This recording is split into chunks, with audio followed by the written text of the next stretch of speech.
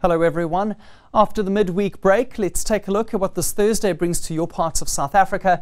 And with a weak cold front just passing over the southwestern corner of the country, that's expected to bring cloudy, windy and cold conditions to the peninsula, and slightly further inland there could also be some light rain in the area. The central interior is going to be sunny and dry once again, although quite windy, while further eastwards temperatures are going to be higher, even though there could be a little bit of cloud hanging around for the day. The next cold front is also approaching by this evening and will pass over the western coastline in the early hours of tomorrow. Quick check of the alerts shows that there is a warning in place for a high fire danger once again for some parts of central and western South Africa due to the gusty conditions in the region. Runaway fires could develop.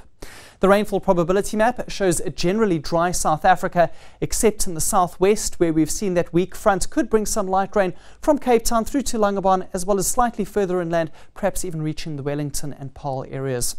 Now for a look at your temperatures for this afternoon, and it's going to be a warm one up in the northern parts of the country. Phalaborwa gets to 28, while a high of 27 is expected for Bombela as well as for Vryburg.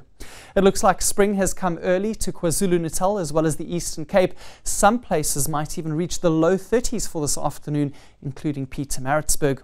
Warm weather as well for the eastern coastline of the country, where winds are going to be a little bit lighter today than they were yesterday. Richards Bay is still quite gusty at 30 kilometers per hour, and there's a 2-meter swell across this area.